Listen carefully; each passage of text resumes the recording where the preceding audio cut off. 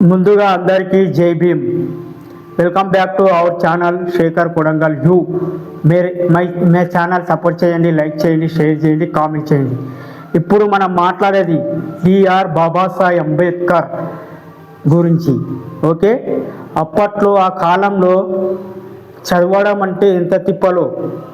అప్పట్లో రాజ్యాంగం రాసిందంటే ఆయన ఎంత కష్టపడ్డాడో బాబాసాహెబ్ అంబేద్కర్.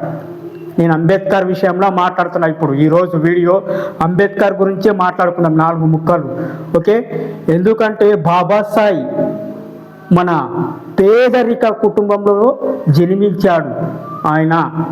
ఆయన పట్టుదలతోటి, ఆయన క్రమశిక్షణతోటి, ఆయన ధైర్యంతో మన దేశం మీద అణువుల బాబాసాహెబ్ అంబేద్కర్ విగ్రహాలే ఉన్నాయి.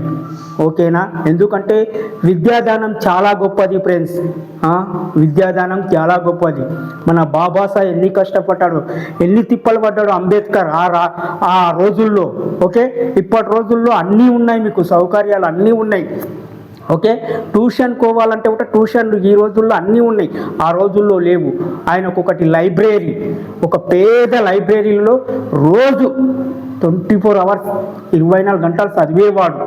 అలాంటి రాజ్యాంగం రాసిన మన బాబాసాహెబ్ అంబేద్కర్ గురించి ఈరోజు మీ ముందరికి మాట్లాడడానికి వచ్చాను.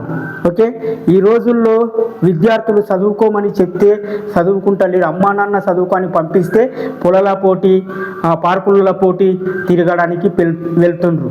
ఓకే ఫ్రెండ్స్, నేను చెప్పేది వినండి. చదువు చాలా ఇంపార్టెంట్.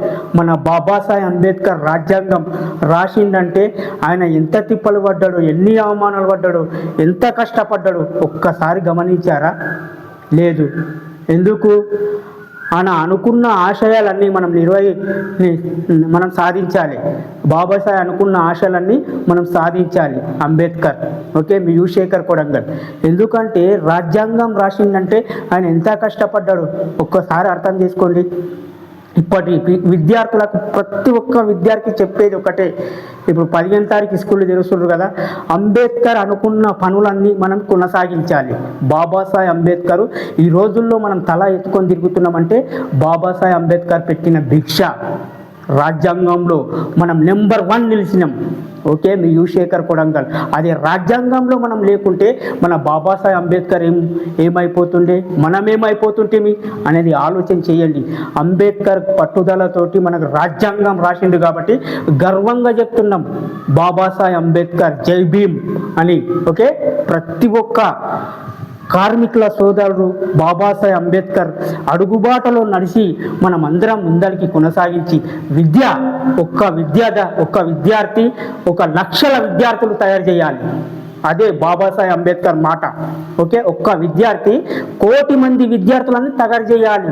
అంబేద్కర్ రాసిన రాజ్యాంగం గురించి మనం ఈరోజు చదువుకున్నాలన్న గురించి ఒక విద్యార్థి 1,00,00,000 మంది విద్యార్థులను తయారు చేయాలి. విద్యని మించింది ఏది లేదు దేశంలో. విద్యనే చాలా గొప్పది. ఓకే, శేఖర్ కొడంగల్. రాజ్యాంగం అంటే మన బాబాసాహెబ్ అంబేద్కర్ ఏ ఊళ్ళో పోయినా, ఏ రాష్ట్రంలో పోయినా ఇట్లా ఏలు పెట్టి చూపెడతారు చూడు అంబేద్కర్.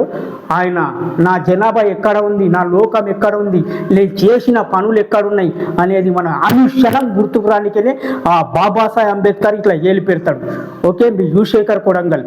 ఎందుకంటే చెప్పేది ఒకటే, విద్యార్థులందరూ కష్టపడి మీ అమ్మా నాన్నకు పేరు తినండి అనేది బాబాసాహెబ్ అంబేద్కర్ తిన్నికే గతి లేని కాలంలో మన రాజ్యాంగం రాసిందంటే ఆయన మహానుభావుడు. ఎంత తిప్పలు పడ్డాడో ఆయన మహానుభావుడు. అందుకని చెప్తున్నాను, ప్రతి ఒక్క విద్యార్థికి ఈ స్కూల్ చదువుకోవని చాలా గొప్పది. ఇంటికెళ్ళి అమ్మా నాన్న పంపిస్తే చదువుకునేది చాలా గొప్పది. ఓకే, మన బాబాసాహెబ్ అంబేద్కర్ ఏ ఊళ్ళో పోయినా, ఏ రాష్ట్రంలో పోయినా, ఏ ఇంట్లో పోయినా ఆయన ఫోటో కంపల్సరీ ఉంటుంది. జై భీమ్. ఓకే, మీ శేఖర్ కొడంగల్. అలాగే ఇంకొద్దిగా మరి ఎన్ని ముచ్చట్లతోటి మీ ముందుకు వస్తున్నాను. శేఖర్ కొడంగల్ ఛానల్ సపోర్ట్ చేసి మళ్ళీ మిమ్మల్ని ఎంటర్టైన్మెంట్ చేయడానికి, ఫుల్ ఎంటర్టైన్మెంట్ చేయడానికి మళ్ళీ కంటెంట్ తోటి మంచి వీడియోలతోటి మీ ముందుకు వస్తున్నాను. అలాగే ముందుకు అందరికీ జై భీమ్.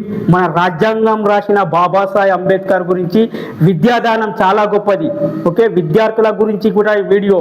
ఓకే, నాకు తోచింది నేను చెప్పాను. రాజ్యాంగం అంటే ఇంకా ఉన్నాయి దాంట్లో, కానీ నాకు తోచింది నేను చెప్పాను. ఎందుకంటే నేనంతా చదువుకున్న పోతే నేను బాధపడతా. ఎందుకు చదువుకున్న పోతే అండి నాకు ఏడుపు వస్తుంది. మా అమ్మ నాన్నలు పొలం పనికి తీసుకుపోయేవాళ్ళు నన్ను. అందు గురించి చెప్తున్నా, ప్రతి ఒక్కరికి మన బాబాసాహెబ్ అంబేద్కర్ని గుర్తు మనసులో పెట్టుకొని మీరు విద్య సక్రంగా నేర్చుకోండి. జై భీమ్.